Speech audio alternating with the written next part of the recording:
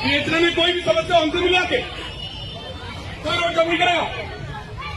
बनी गई रोड किसी के पिताजी की रोड नहीं है, मजाक भी लगा छोड़ दिया। तो नमस्कार, मैं हूं शीतला तिवारी और हमारे साथ वरिष्ठ पत्रकार भालचंद पांडे जी हैं। आज पांडे जी से हम जिक्र करेंगे उत्तर प्रदेश के मेरठ में जो है ये एक घटना हुई थी। ललिता गौतम के साथ जो है कांड हुआ था। उसमें यह कहा जा रहा है कि उसकी जो है दुष्कर्म के बाद हत्या की थी कौन, अंकुश कुमार ने।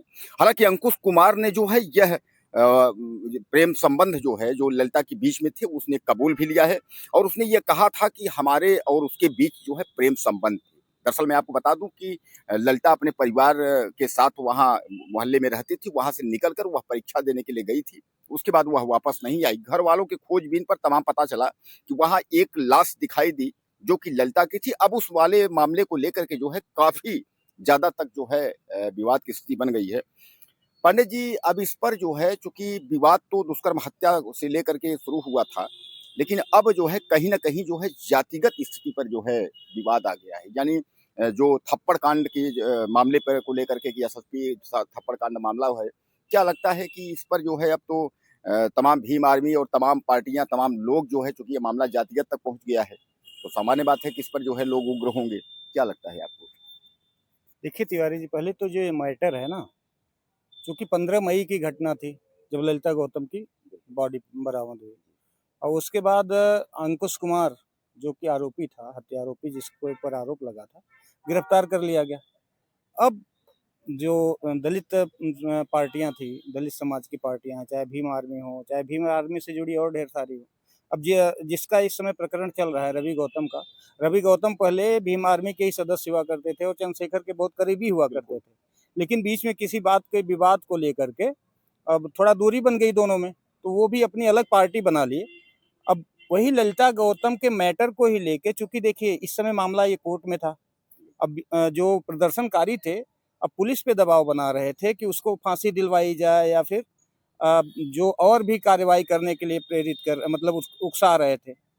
और जो ये लोग धरना प्रदर्शन किए थे वो चूंकि कलेक्ट्रेट के जस्ट सामने रोड पर हो रहा था और चूंकि जो पुलिस प्रशासन थी वो आई, इन लोगों को समझाई कि देखिए इस समय ऑफिस का टाइम है और रोड चूंकि वो चलने वाली रोड थी तो रास्ता बाधित हो रहा था। तो उनको कहा गया कि अगर आपको धरना प्रदर्शन करना ही है तो आप लोग कलेक्ट्रेट ऑफिस में चले जाइए, धरना स्थल है वहाँ चले जाइए, वहाँ पर कीजिए।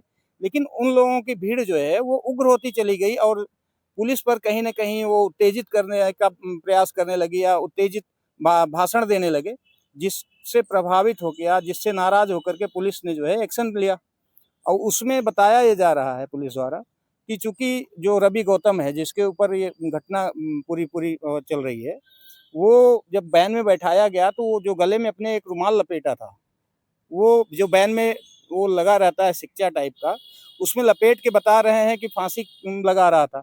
इसी से नाराज होकर के जो एसएसपी अविनाश पांडे के ऊपर आरोप लग रहा है कि अंदर गए और थप्पड़ मारे, उसी से नाराज होकर के गए। अब जो भी हुआ हो अंदर, क्योंकि थप्पड़ मारने का वीडियो तो दिख रहा है, लेकिन अब वो कितना थप्पड़ ज्यादा था या केवल वो पीटने वाली थी, अब ये तो अंदर की बात है, जो भी हो।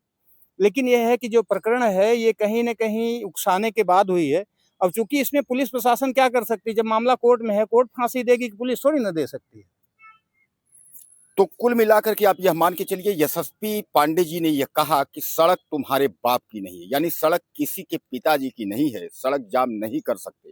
बहरहाल पांडे जी, जैसा आपको बताया कि उन्होंने यह जो धरना प्रदर्शन चल रहा है, मैं भी एक बार बता देता हूं कि धरना प्रदर्शन जो है ललिता के न्याय को लेकर के जो है बराबर धरना प्रदर्शन चल रहा है।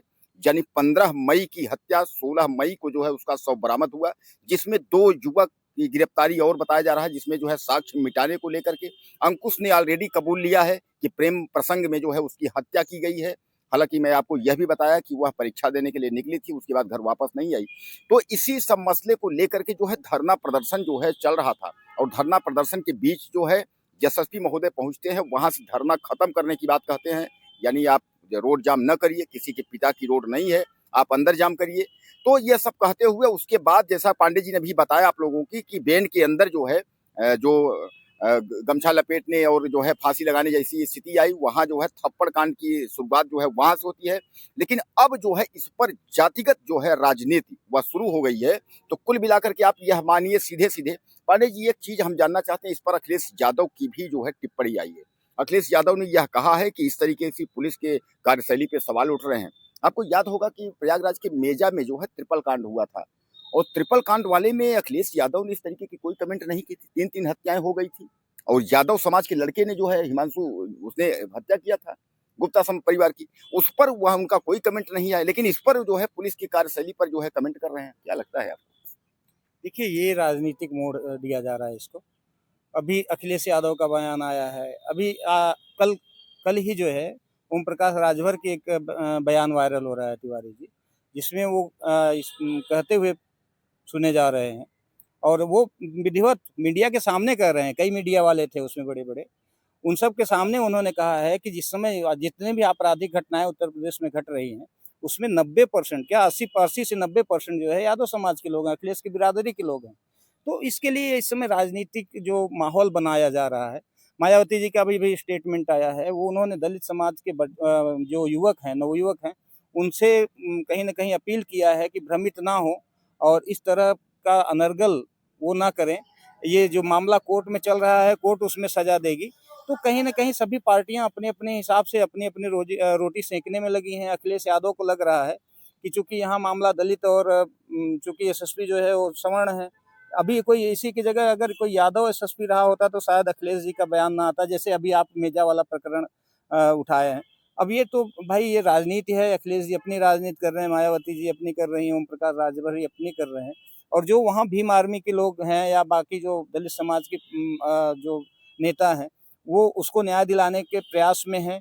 वो भी अपनी जगह गलत नहीं है, न्याय दिलाना चाहिए, लेकिन अपने एक दायरे में रह के जो अहिंसा एक जो प्रदर्शन का रूप होना चाहिए, अहिंसात्मक होना चाहिए, हिंसात्मक नहीं होना चाहिए, इस पर विशेष ध्यान देना चाहिए। रही बात तो उस लड़की को न्याय तो मिलना चाहिए, उसके साथ गलत हुआ है, आरोपियों को सख्त से सज़ा मिलनी चाहिए और पुलिस का भी कर्तव्य बनता है कि जो आरोपी हों उनको फांसी के फंदे तक पहुँचाने का प्रयास करें, लेकिन वो कानूनी रूप से। वह जो न्यायालय में चल रहा है, उसमें जो साक्ष्य प्रस्तुत करें इतने सटीक हों, इतने साक्ष्य मजबूत हों कि जो आरोपी है उसको फांसी की सज़ा मिले और उसकी मृत्यु हो। ये हो सकता है, लेकिन ये है कि अब उसके चक्कर में पूरा अनशन ही हिंसात्मक हो जाए, उपद्रव करें, ये कहीं न कहीं शायद गलत होगा। जो भी हो, अहिंसात्मक हो और कानूनन हो, वो ज़्यादा अच्छा रहेगा।